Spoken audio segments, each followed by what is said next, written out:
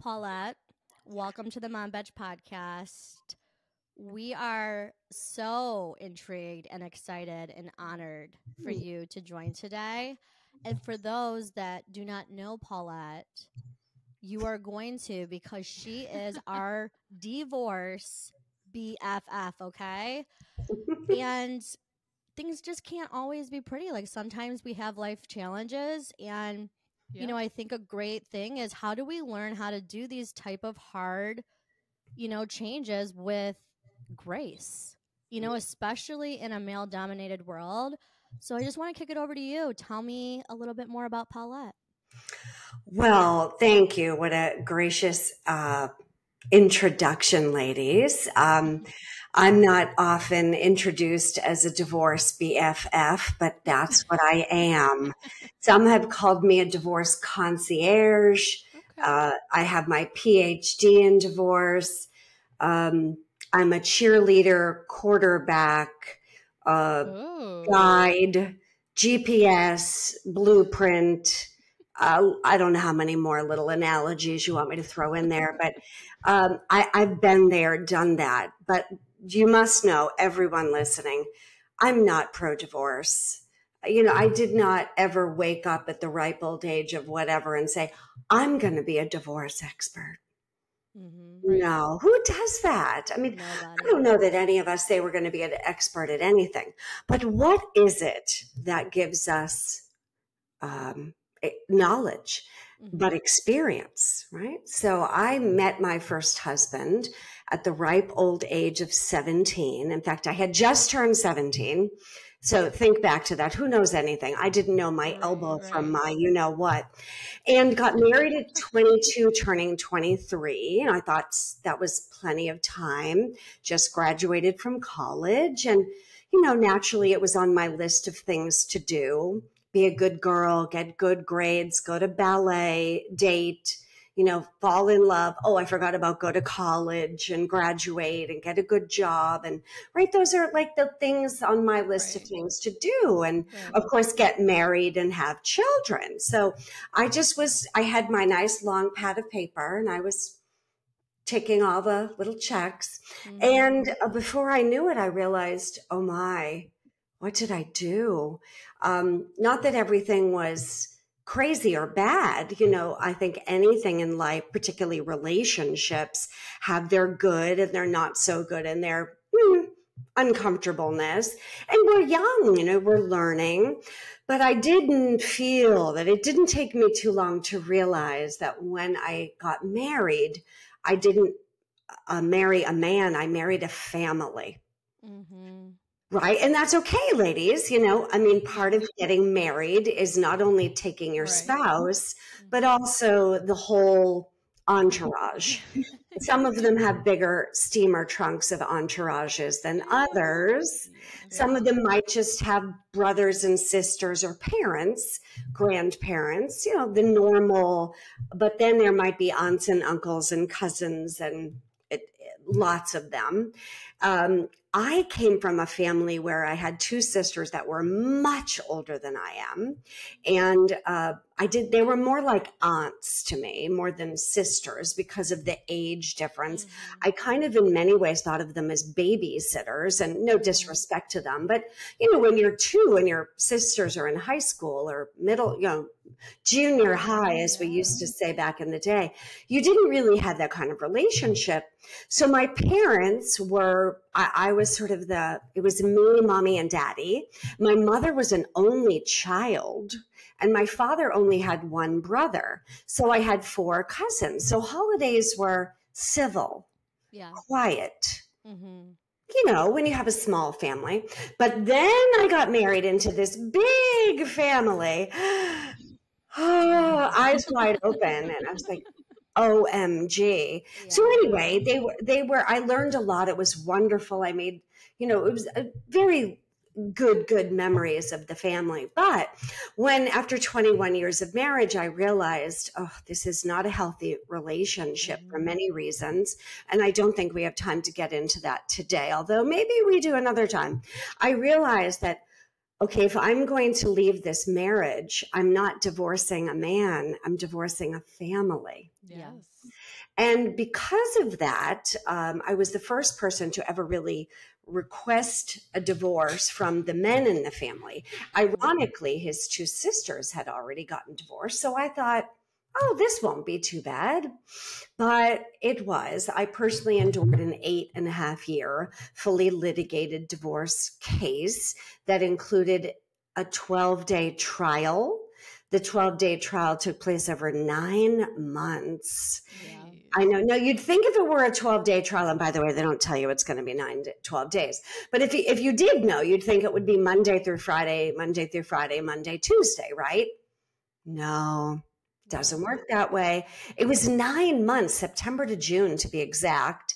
And there were 2 years of preparation to even get to that point, which is known as discovery and interrogatories. But then in my case, it went even deeper with a gatekeeper or special master, confidentiality agreements, you name it. There were private investigators, and it was all kind of convoluted and crazy. And that took about 3 years. And then after the judge's decision, of course, after the trial, he took 9 months to make his decision. I could have given birth to another baby in that amount of time. No kidding. 9 months. How ironic, right? That it was 9 months. Yeah.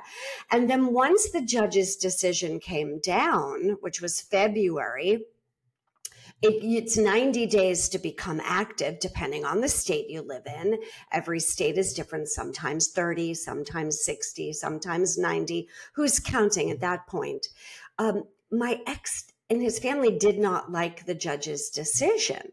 So they appealed it on 17 counts. And it took an additional 4 years in state Supreme Appellate Court, not Supreme Court like in DC. When I say Supreme Court, it scares people. But every state has its own appellate court and Supreme Appellate Court. So that's why I spent about a decade-ish in court in a litigated situation. And because of that, I learned everything, literally. That was a quote from my attorney about the divorce process. Now, there are 5 methods of divorce and only 4 things the courts care about. I have it down to a science. And that is one of the reasons, after thousands of people have reached out to me over this period of time, where the conversation would start with, I read about your case. I heard about your case. Why is this taking so long? He seems like a great guy. Are you okay? You know, what's going on? Curiosity, right? Good news travels fast, but as you know, bad news travels faster. So the conversation would usually end with, can you help me? And I would say no at first because I didn't know what the heck I was doing. How could I possibly help someone else if I'm drowning in my own everything? But eventually I said, sure, come on over. What have I got to lose?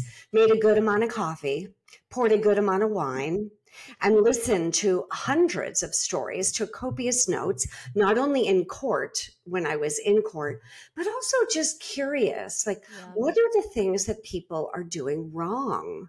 Or what are the mistakes that people are making? And it ended up becoming a #1 best-selling book called Better Divorce Blueprint.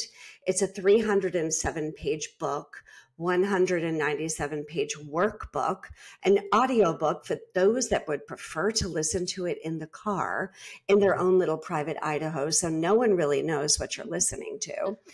And now a course so that I can help people all over the world, not legally because the laws are different in each state, each country, but there's so many parallels and so many similarities of the mistakes that we make. And that's where I branded the work as Better Divorce. I used to just do it under my name, but once it became a movement, a purpose, a calling, a longing to help others avoid court so they can save a ton of money in unnecessary legal fees, avoid the litigious litigated process, and divorce and an average of less than 90 days without ever stepping foot in a courtroom. Now, again, I'm not pro-divorce. I'm actually very happily remarried. And I do not run around handing out my business card to people saying, you look miserable, you look miserable, Right. you Might be a look good miserable. business model, though. Yeah. But there have been a few times when I've been out with my husband and he's leaned over and whispered in my ear, they need your help. Yeah. So that's what I do. I'm either acting as a credentialed private family law mediator, an alternative dispute resolution expert in mediation, and or a certified divorce coach and specializing in high conflict litigated cases. I'm also the director of coaching and case management for a company called Divorce Right, where I work with company employees and match them to one of our divorce coaches. And we have a department, a wing, a branch, shall we say, in divorce sensitivity training for HR departments. So that's why I have my PhD in divorce. Yeah, you have to like do it all. I mean, yeah, and as negative as the whole subject is, right? Because nobody goes into a marriage expecting divorce. No. What's empowering is you've created a better path forward for people through your experience. I'm going to ask a basic question. Ask away. Do you have like a few top reasons why women search for divorce based on all of the women you've worked with that you can share? Yeah. It starts with a yearning, either some sort of trigger or an event. Doesn't have to be monumentous. Don't get nervous. It isn't like, it can be, don't get me wrong. It could be a monumental event, but it could just be a little calling, a yearning, a longing in your soul that's saying something isn't right. Yeah. I say it's like wearing someone else's shoes that don't fit. Or even worse, ladies, using someone else's toothbrush. Ooh. Oh. You know, it's that icky feeling. I know you're friends, right? You know, I mean, I've had those times traveling where maybe I've forgotten my toothbrush.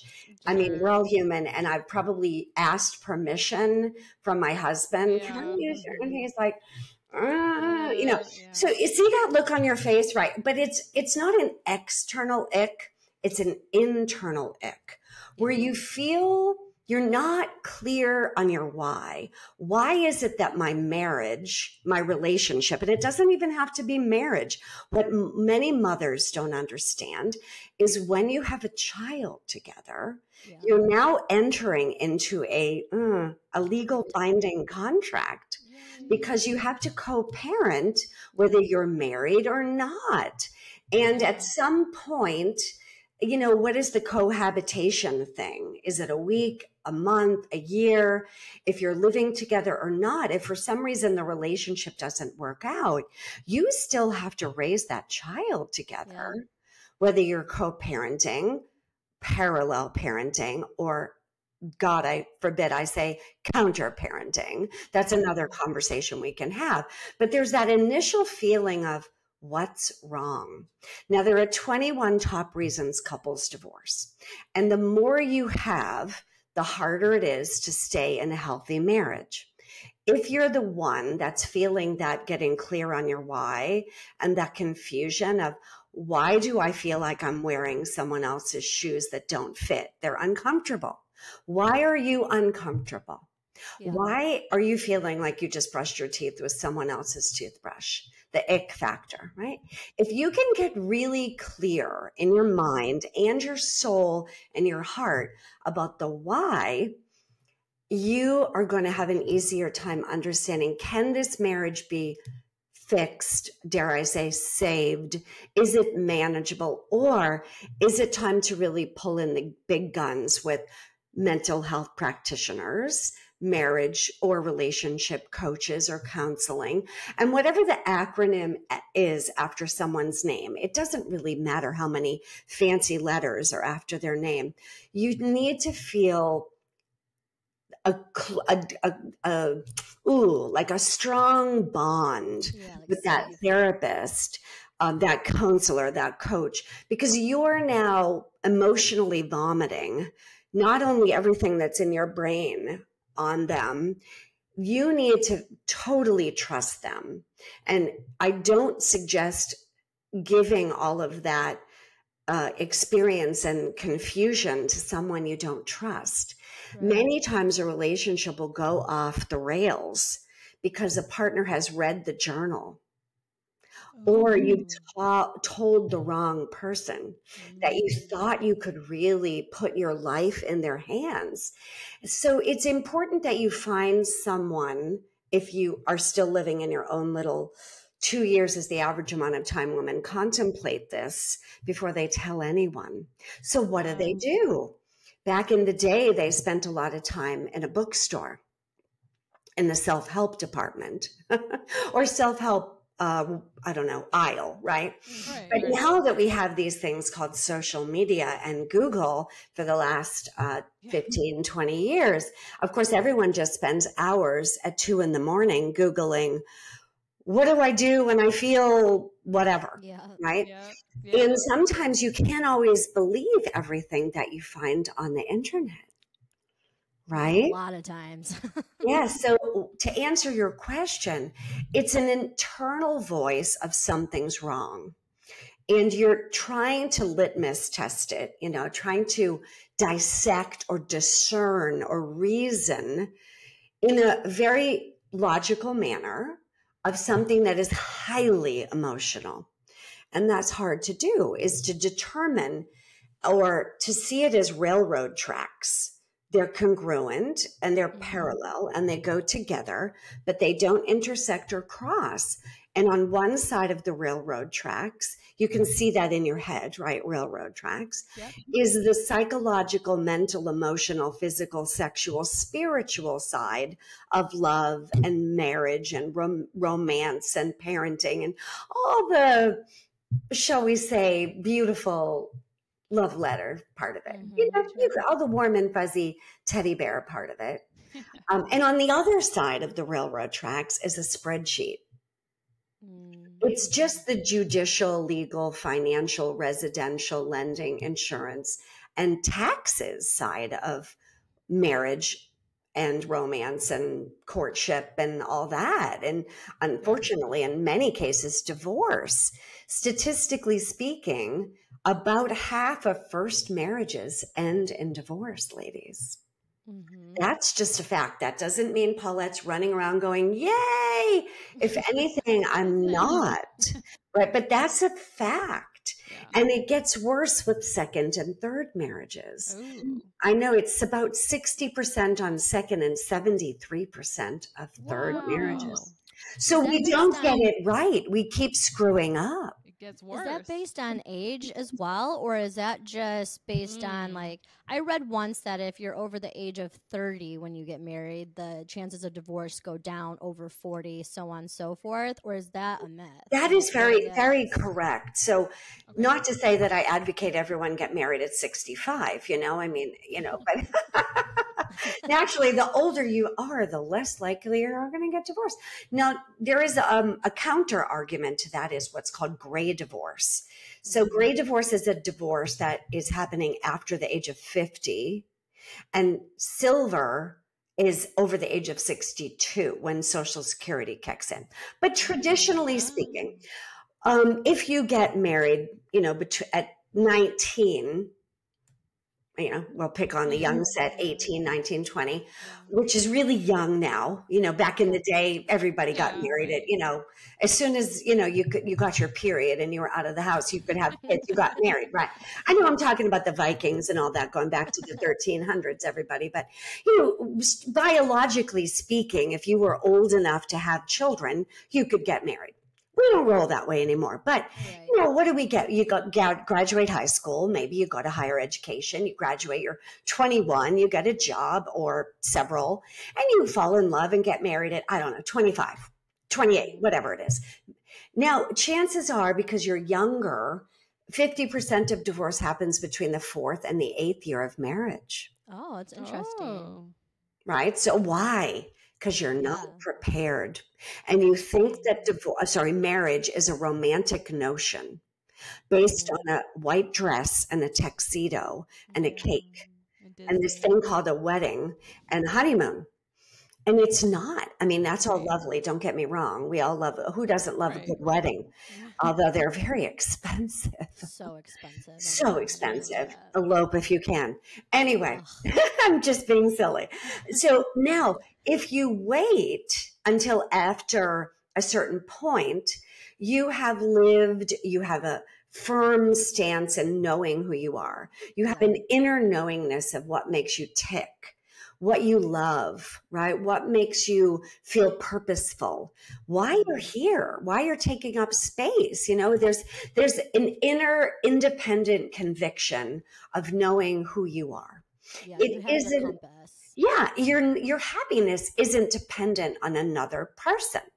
Now, another person could grow that, blossom it, complement it, and make it more enjoyable, right? But it isn't necessarily the only thing that makes you who you are. Now, if you are getting married to solve a problem or to recreate a childhood dynamic that was perhaps missing, right? You're longing to recreate a childhood that maybe you didn't have. So many women feel like if I find the perfect spouse or partner and I fall in love and get married and I perhaps didn't have the greatest role model in motherhood or fatherhood or parenthood, or, you know, we're not blaming our childhood, but there's a little bit of a romantic notion that we can correct that we can make it, normalize it. We can undo that pattern. And there's a little bit of truth to that, sure. But it takes a lot of knowledge and education and maturity and experience and confidence and a congruent marriage that both partners are on board with that, with values and goals and having a congruent life goal, right? Mindset, right? If one person wants to live a traditional life with living in the white picket fence house with the 2.2 kids and, you know, the traditional stay-at-home parent model, and maybe you haven't even discussed that. And I'm being very stereotypical. And, you know, maybe you want 5 kids, who knows? And the other person doesn't really want that, but they just kind of go along with it because, well, you know, that's what we're supposed to do. Then now you're setting yourself up for a very different trajectory. So it's different. So I know it's a very loaded question, but it's an important one to examine from a point of why things feel uncomfortable. And are you and your spouse or your date or your fiance or your new spouse willing to have those difficult conversations before you put the ring on the finger and you march down the aisle or the beach or whether it, you know, wherever you get married, everyone's different. Are you willing in your own conviction to have those difficult conversations? And if you're both not, chances are you're going to need me than not. Yeah. It's good to know that, you know, some people might be listening thinking like, I didn't have any of those conversations, but now I know I need to. I have another question. So you said previously that it takes women 2 years before they're able to speak about the thought of potentially getting a divorce. What are the statistics around the percentage of women versus men that actually initiate the divorce? Great question. So on my website, betterdivorceacademy.com, I have a banner at the top that has the recent statistics, and they change, so don't hold me to it. And to answer your question, yes, divorce is dependent. Those statistics are based on age. Yes. You know, whether you're 30 or 60, demographics, proximity, where you live, how many children you have, income, education, blah, blah, blah, blah, blah. Demographics have a lot to do with the percentage of which a person is more susceptible to being a statistic of that. So I can't put that on the front page of the website, but it's just an overall, and it isn't to scare people. It's to educate you. Yep. I want everyone to know, male, female, young, old, tall, short, polka dot, doesn't matter, that divorce is a fact of life. And if you can do everything in your power to prevent it, you should, right? Because it's expensive and it's long and it's difficult. With that aside, of the couples that get married, and there's a lot, right? Or the bride in the wedding industry, I think, is almost as big as the divorce industry. Now, I don't have the statistics on the wedding industry. We could probably Google it now, but the divorce industry is a $50 billion industry with the B. Billion, $50 billion. Is that globally or in the U.S.? That is annually in the U.S. Annually. Wow. Yeah. So there's a documentary that everybody should watch. It's called Divorce Corp. C-O-R-P, like corporation. Okay. It's a 45-hour-minute documentary. Now, watching it doesn't make you more likely to get divorced. In fact, it makes you less likely to get divorced. Wow. So education is king, right? Now, back to the men and women thing. About 72% of divorce is either initiated or filed by women. Oh, wow. 30%-ish is initiated or filed by men. And 2 years is the average amount of time, average ladies, mamas, average amount of time that women contemplate that very difficult, painful, overwhelming, fearful thought for 2 years before they tell anyone, whether that be a mother, a sister, an aunt, a neighbor, your hairdresser, anybody, you know. Right, yeah. It's always, what is that saying? Either the bartender or the hairdresser knows first, right? Mm-hmm. What are those weak moments where you're like, oh my God, when they say, how are you? And you go, fine. Yeah. And you're just BSing it, and you've got mascara running down your face, or you are brave and you go, everything's great. Yeah. I'm wonderful. I think I'm going to do a bop. Yeah. Yeah, exactly. Because how many times have somebody said to you, how are you? And you just go, fine, when you're really not, right? Yeah. And that's okay. You know, we can't just all fall on the floor like a blob, like an amoeba, you know, a one-celled organism where we're just like, you know. So that initial feeling of fear, and again, I mentioned those top 21 reasons couples divorce, and I'm happy to quickly run through them if you want. But because divorce is initiated, the thought of something's wrong, women typically research it more. Men tend to be, everything's fine, I'll fix it, I'm going to run in and save the day. And they tend to be less emotionally connected. And this isn't a condescending comment that men tend to be more or less emotionally intelligent. It's not a criticism of their intelligence, but they tend to be less connected to their emotions. Yeah. Right. So women, being mothers, you know, are more sensitive, or shall we say connected to emotions. Right, whether those be positive emotions or negative emotions or even neutral ones. And by the way, emotions change. We're not always happy. Right. We're not always sad. They change and fluctuate in the norm, just like day and night, right and left, up and down, male and female. Like they're opposites. It's, you know, we get that.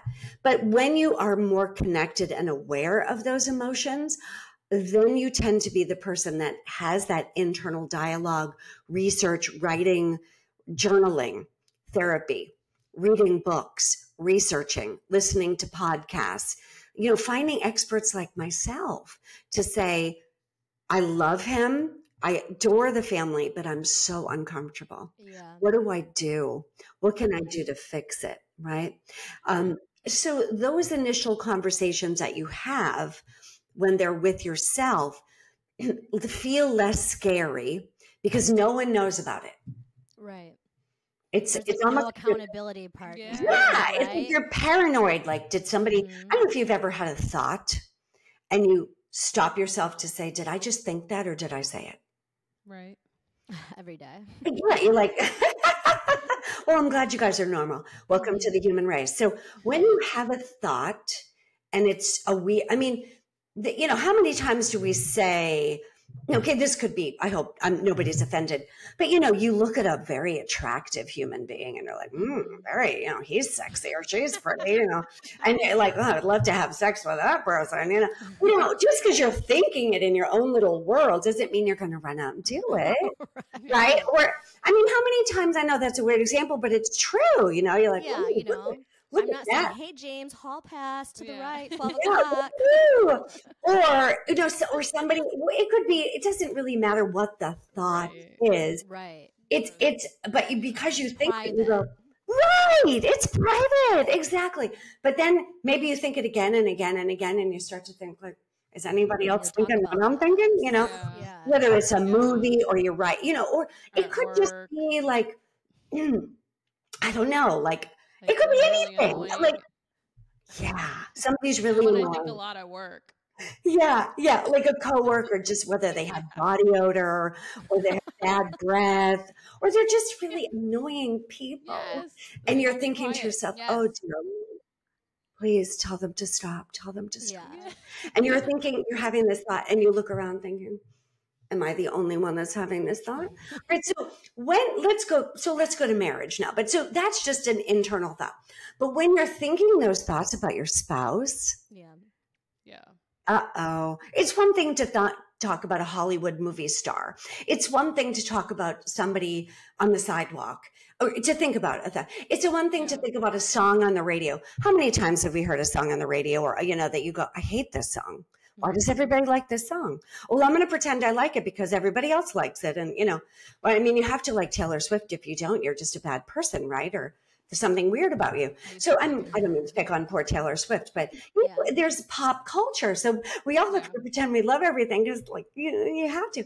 But when it's your spouse or or our child or something, you're suddenly now nervous. Yeah. So if you feel like there's something about the marriage, whether it be infidelity, money, lack of communication, I'm going through the list now, arguing, bickering, unrealistic expectations, lack of intimacy, lack of equality, not being prepared. That's the 40 to 50% of divorces that happen in the 4th to 8th year. Abuse, addiction, different parenting styles, didn't marry for love, lack of disclosure, lack of sincerity, lack of identity or self-esteem, irreconcilable differences. That's kind of like the cat and dog thing. Long distance relationships, moving. I want to live in a warm climate. I want to live in a hot climate. I want to live in a cold climate. I love skiing. I hate skiing. Parenting styles, the permissive Disney parent versus the eat your carrots and do your homework parent. Didn't marry for love, lack of disclosure, long distance. I think I said that one. Oh, interference from parents and family. Oh, that's a tough one. Control issues. And then the real kicker, your spouse is gay. That's a big one. Yeah, it's one of the reasons couples divorce. It is one of the 21 reasons couples divorce. So, some people stay married and think they can go to therapy. And I hate to use the word fix that, but it is hard to stay married to somebody if they're not attracted to you. Not attracted. Yeah, for sure. Yeah. So whatever the reason is, it could just be, climate. Let's say you love the sunshine and the beach and you want to live in Florida and your spouse loves Montana and skiing and the cold weather and the mountains. Yeah. Could be a problem. Now, if you can work it out, it's not the reason to run to the divorce lawyer. But if it prolongs for years and years and years and years, and the other person doesn't acknowledge or recognize that, then it could be a problem.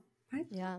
So Paulette, if you're listening, though, hold on. I just got to get this out. Sorry. Go. If you are listening and you are in 2 different climates, and if you are particularly a woman stuck in the climate that you do not want to be in, do not have a baby because then you're really stuck. I just had to get that off. That is a really good point because now you have to co-parent, married or not, with somebody that loves to ski. Yeah. Or I'm picking on skiing, snowboard, or jump out of helicopters and do avalanche training and whatever, ice fishing. If they love wearing turtlenecks and parkas and you'd rather hang out in your bikini, we're going to have a problem. and I don't mean just on vacation, but yeah, you now have to stay until they're 18. All right, Miss Paulette, I have a Yes. question. Go for it. So let's say you've been contemplating divorce. The average you said was 2 years. So 2 years you've been going back and forth. When do we contact you? Yesterday. Yeah. The sooner the better. Okay. Do not fear Paulette is here, but that doesn't mean that working with me means you're going to divorce. Okay. There's a lot of work we need to do to walk through the first 3 chapters of my book. We have to, and I'm scrolling back to the index, very important, chapters 1, 2, and 3 are before. The contemplating, thinking, researching, knowledge part is vital to your being able to make smart, wise decisions. If you jump into the ocean or the lake or the pool or whatever body of water unprepared, you're going to drown. Yeah. You need to have somebody that's taught you how to swim. Yeah. Right? Otherwise, I'm going to have to throw you a life preserver and drag you out gagging. Yeah. The thought process, getting clear on your why, is very important. We touched on that a little bit. Why is it uncomfortable? Your thought process, feeling your feelings, deciding what you want, understanding your core values and goals, taking ownership and responsibility for the part that you may have played in the demise of your relationship. Not any one person is solely responsible for that. It takes 2 to tango. Yeah. Both parties hold some responsibility. It may not be 50-50, but taking ownership of the part that you played is key. Deal breakers, understanding all of them, and there are 31. How to prepare and protect yourself. Finding that hero inside yourself, strength, resiliency, integrity, authenticity, really understanding that initial foundation. How to tell the children, what to tell the children, what not to tell the children, when to tell the children, when not to tell the children, how much to tell the children. All of those things are so key. And you haven't told them. You're just learning those things, right? We're just learning, right? How to decide what's right for you, your family, and your spouse. The courts don't really care. They don't have time for that. They're not bad people, but it isn't a hand-holding process. It's here's the law, who's the plaintiff, who's the defendant, all right, give me the evidence, and let's make a decision. Yeah. The ways and methods of ending a divorce, there are 5: DIY, 3 forms of mediation, collaboration, arbitration, and good old-fashioned litigation. And 97% of cases that litigate do not go to trial like I did. 3% do, and only 1% of that 3% that do go to trial go to the appeals court. So you can see why my experience was so rare. Yeah. How to mitigate outside influences. That could be your conscience, your mind, your sister, your neighbor, your boss, your mother, anybody, because everybody has their own agenda. They all come to it with, oh no, you can't get divorced. Or what took you so long? I'm not joking.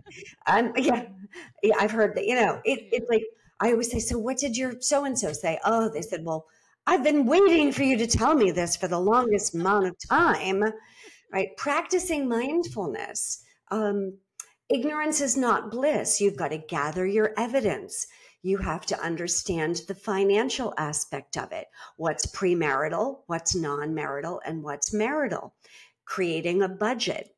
Understanding the lawyer speak, because there is a lawyer speak to this. How to choose your advocates. That might be your neighbor. It might be anybody to really act as an advocate for you, depending on how contentious your case may be.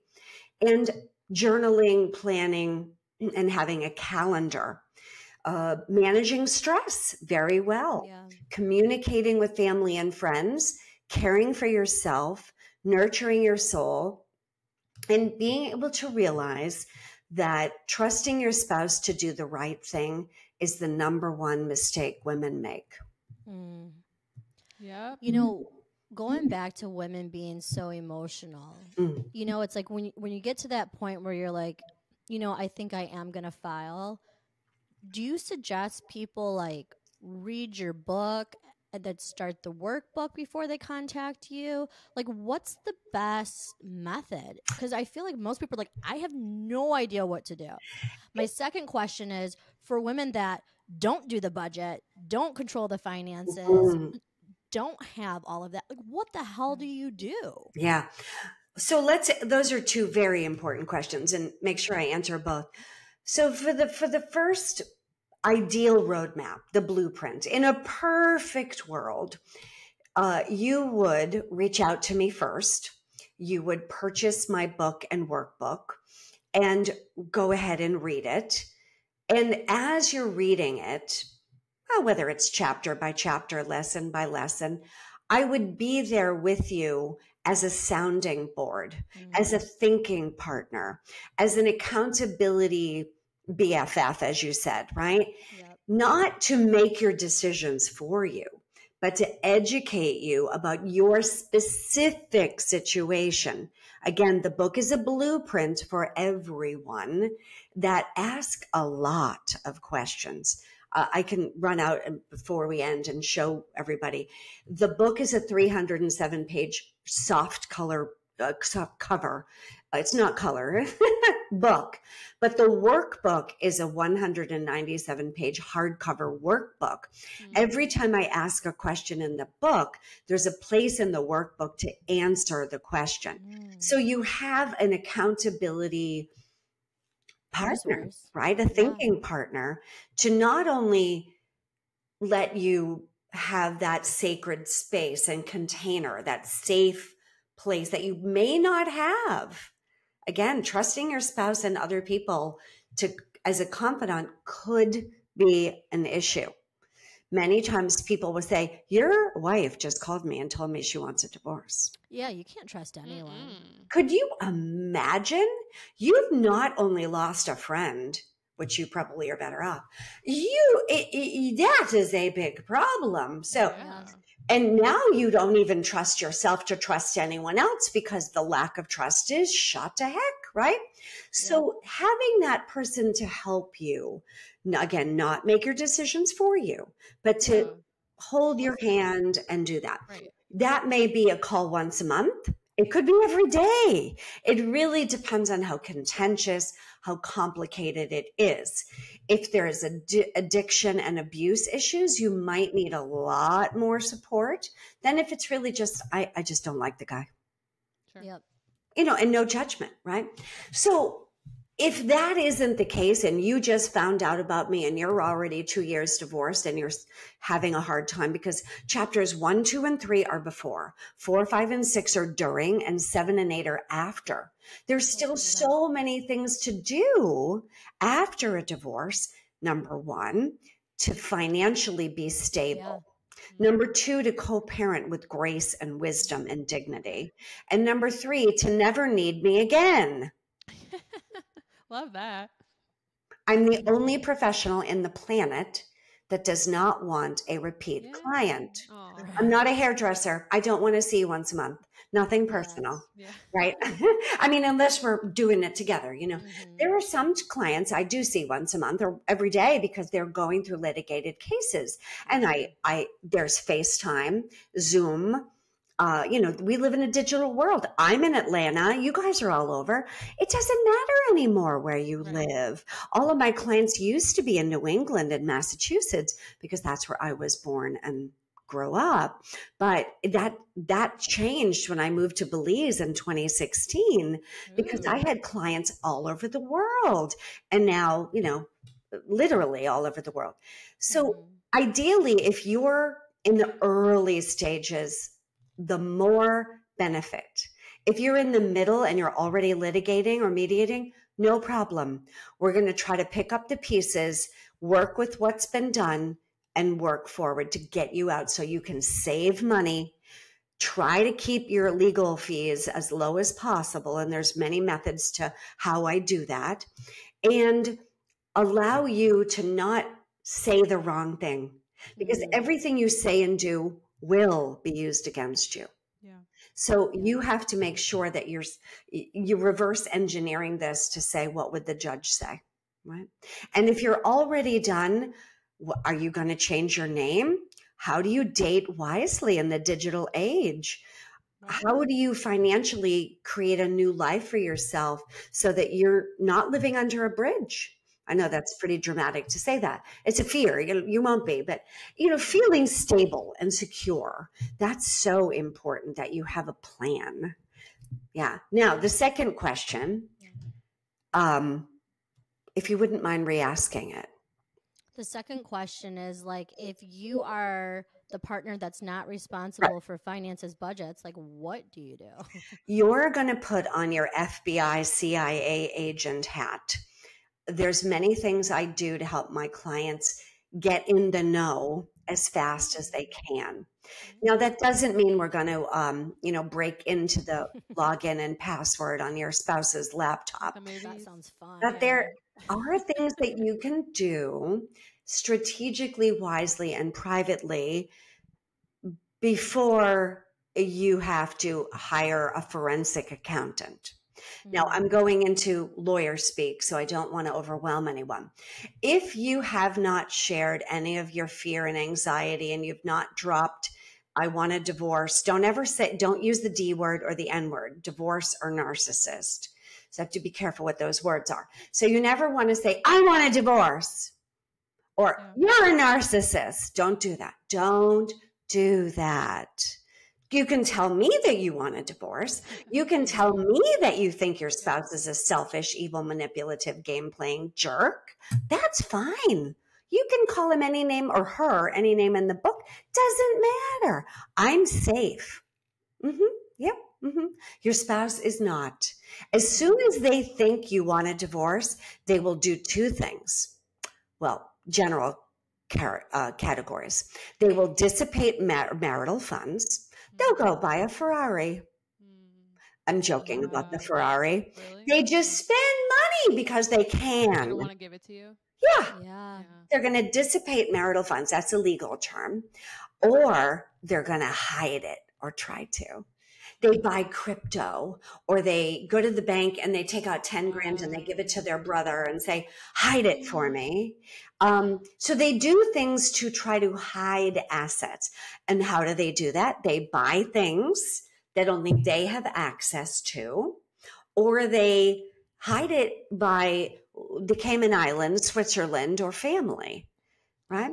Now, there's three categories of funds, and I did mention premarital, non-marital, and marital.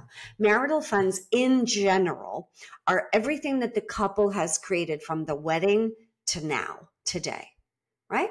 If it was premarital, it may not be yours, right? Just like it may not be theirs. And inheritance too. So again, I'm not giving you legal advice, but there's many different ways of looking at assets. And those are things you need to work on. And I ask the right questions. What is it that you have?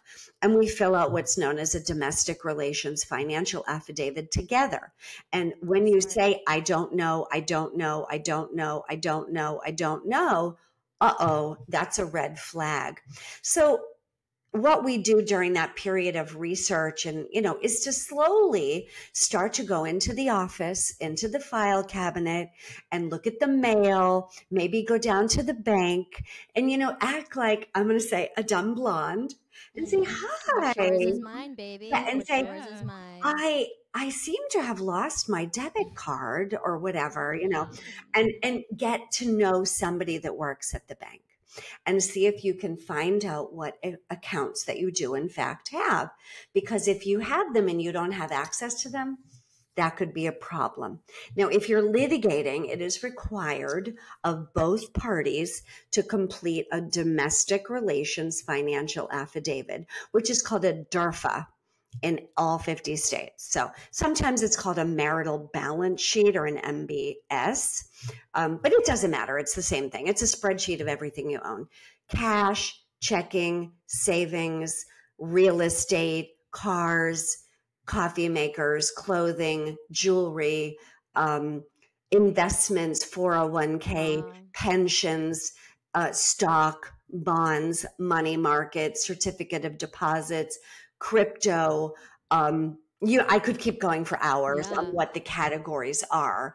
And it's very, before you decide who gets what, you got to figure out what you have. What you have. And yeah. your job is to be a little bit of an FBI agent, right? To kind of investigate. You'd be curious to find out what you see in the trash and the junk mail. If you're getting a lot of junk mail from Bank of America, you probably have a Bank of America account. A Bank of America. What if you're separated during this time and like you're not living in the same That is a household? problem. So then you have to file a motion for the court to ask the other side to present or not, this is an illegal term, cough up all those documents that they don't want to share. Yeah. Got it. And that's when it starts to get expensive. I have a question. If let's say I'm a stay-at-home mom, I don't have access to money and I want your help, is there a way to like get that paid for in the divorce? Yes. Okay. It's a little tricky. It depends again how contentious it is. There are 7 forms of abuse: mental, emotional, psychological. Those are the 3 that are very difficult to document, and we have to do a historical timeline. I do that with clients a lot. I'll show you a little example on my, see how that's like a timeline? I do that with clients from the day they meet. So we have to show for the court that you haven't had access to money throughout the course of your marriage. You can't just walk in and go, I don't have any money and he controls it all. I mean, you can say that, but it's not going to hold your water in court. Right. So we have to prove that you really have been financially abused, right? Which is a part of abuse. So physical and sexual are the 2 that get all the press: broken bones, black eyes, scratches, as they should. Those are a lot easier to document, right? Although a lot of women hide it. Yeah. Glasses, makeup, I'm fine. Bruises. Oh, I fell. I walked into the wall. Broken dishes, slammed doors, punching holes in the wall. It doesn't mean to be you.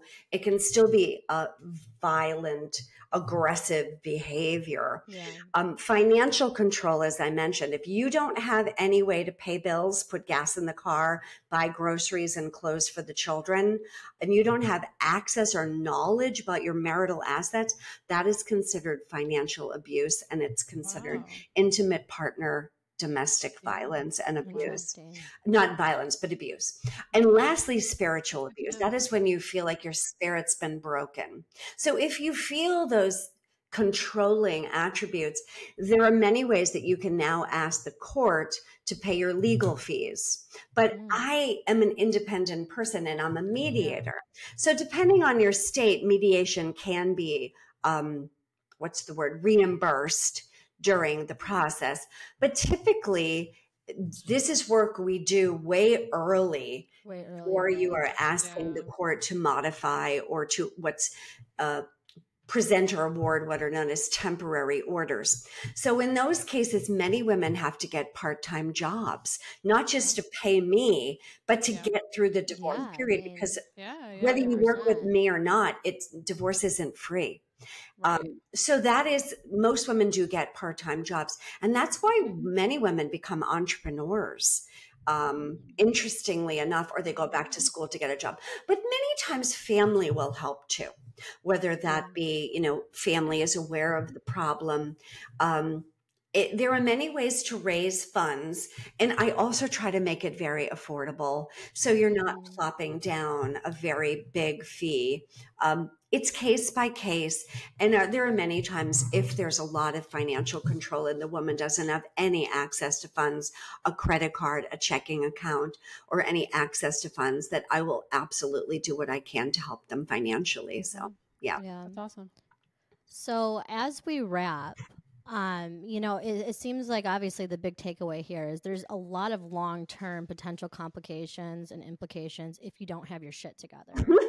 To put it bluntly, yes, Yeah. that is Like true. Yes, my dear. like you have to be the owner of your household, but side of that, you know, the the most beautiful thing about you and your organization is how you are empowering women to get through this difficult time. Can you share a success story that's Mm. really resonated with you?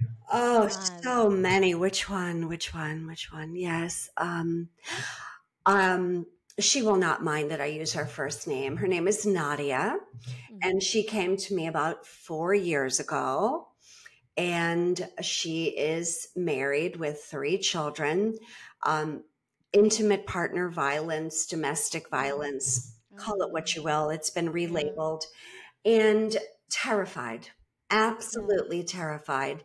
A very controlling religious dogma person. Divorce was not an option. It was seen as a sin, which Mm. also can be a difficult stigma, right? Yeah, yeah. Lot of education. She went to an attorney. When she found me, she had an attorney that was helpful, but not as helpful as she needed. Long story, um, got her divorced, got primary custody of the children, not sole custody. Mhm. And with encouragement and a lot of soul searching that we did, gave her a purpose in life. She applied for medical school. Oh She wow. went to Emory University here in Atlanta and Mhm. became a registered nurse.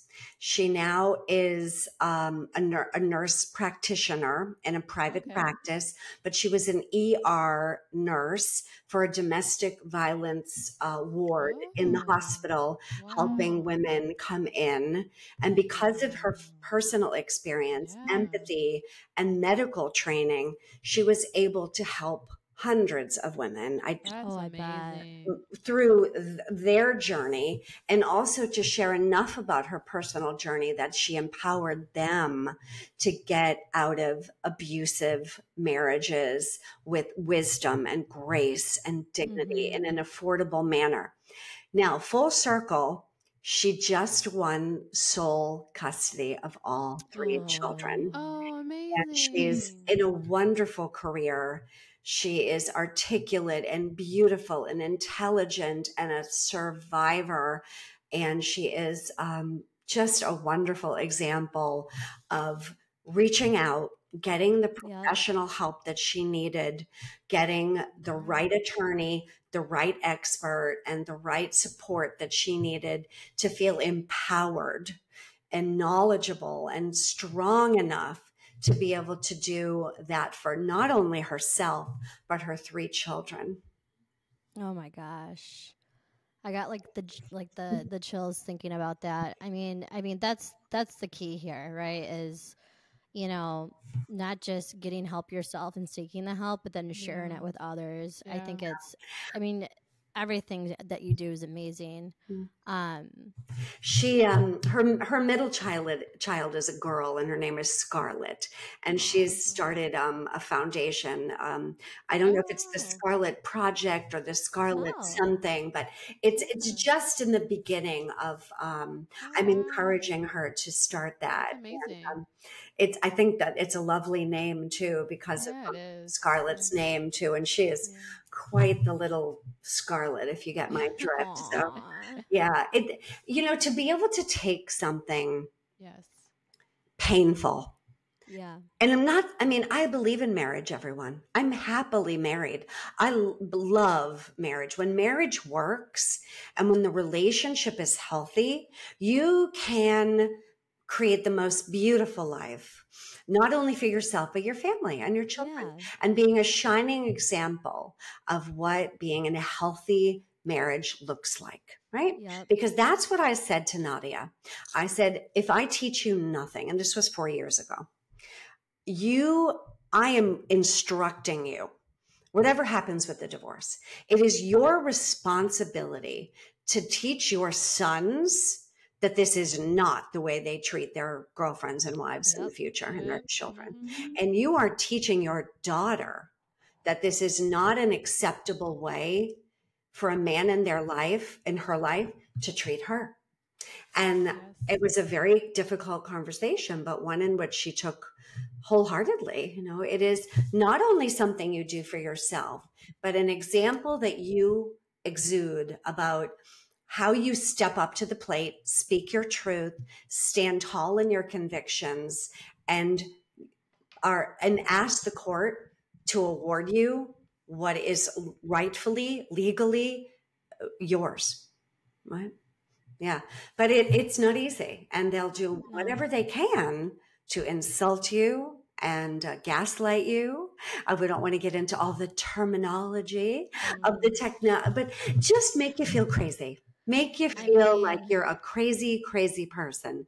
And knowing that you're not, because you've spoken to somebody else like Nadia, who has gotten through that, is the legacy that she is leaving for her children. Yeah. Mm-hmm. Sure. Thank you for sharing that. It was amazing. Yeah. I mean, you're absolutely incredible, Paulette. Can we come there and just like have a wine night with you? Yeah. Because I feel like it would be so much fun just to hang out with you. Your energy is infectious. Absolutely. For all of our listeners, betterdivorceacademy.com, we will have links to all of her resources, her book, everything. And a PDF that I can also share too. It's called The 12 Worst Divorce Mistakes Women Make. Actually, I think I just renamed it because the 12 common divorce mistakes to avoid and what to do instead. Oh my goodness. Thank you for sharing that. So I'm going to email it to you and you both can share. I'll give you all a digital copy of my book. I want everyone to know that my heart is with you. Be positive. Get the right help you need. I don't say all these difficult things to scare you. I say all these things to empower you and inspire you for yourself and your family and your children. If your marriage feels uncomfortable, if it feels like you're wearing shoes that don't fit and they're painful, you know the kind I mean, like stiletto heels that you've been wearing for 12 hours that like your toes feel like they're like gonna fall off. That kind of like, ugh. But you keep putting them on every day. That kind of pain, you know what I'm saying? Then it is your responsibility to take the shoes off and start doing this work privately with dignity and in a sacred container, because it will haunt you if you act without doing this work. And regret is a terrible thing. You don't want to look back and say, oh, if I'd only gotten the help I needed. Yeah, absolutely. Well, we are sharing that help because I feel like most people have no idea where to even start, and you are brilliant. So thank you so much for joining. We're going to have you back. Oh, yeah. This was such a great episode. We appreciate your time. Well, I commend both of you for creating this platform for moms. I wish I'd had this when I first became pregnant at the ripe old age of 28 with my first child, scared to death, didn't know what the hell I was doing. And, she's 31 now. It makes a difference when women band together and feel like they're not alone. All the mistakes that you make feel like lessons learned.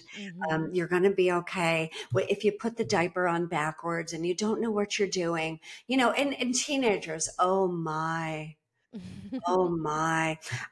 The saying is, this too shall pass. It will, but it's not easy to raise children. I commend all of you. Raising children in 2024 is a lot of work.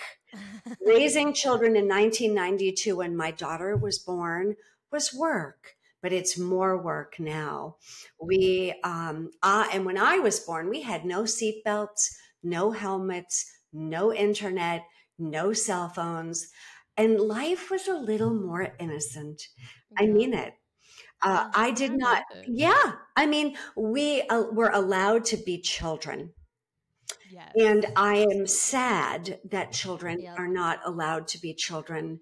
They're 3.5 years old and they know everything there is to know. Well, they think they do, but and it's so, I just wanted them to go back to those days of being innocent little children, I know. playing with Jumping in that mud Play-Doh. puddle. I know. So I commend you. It takes a warrior to raise a child now, to protect and nurture and honor that innocence of a child, and still also not have them naive, so they're not harmed. Right. And you got to kind of balance those two worlds. So I do believe it's one of the reasons divorce is still prevalent. So I commend you for creating this community and this platform for mothers. You need it. And listen, moms, I'm not pro-divorce, but follow these two women. They will help you. And if by chance this is the feeling that you have, know that you're not alone.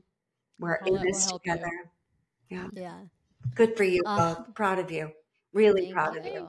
Thank you. Yeah. Awesome. Well, that's another episode of the Mom Betch podcast with Paulette. Make sure you go to betterdivorceacademy.com. And the book is Better Divorce Blueprint. Better Divorce Blueprint. And then that also is the name of the workbook too. Correct. And it's available on Amazon. Easy peasy. Yeah, easy peasy. Thank you so much. And originally when it came out, it started to get a lot of bad reviews from my ex-husband's family. We're familiar with that. So fine. I'm okay with it. I love them all. And it's all good. But it's funny with that. You when you put yourself out there, you have to be willing to take a little bit of criticism, right? So we do it all the time. And that's okay. When you put yourself out there for the world to help mankind and those that so desperately need you, there's always going to be a few people that criticize you, and that's okay. Okay. Yep. Paulette.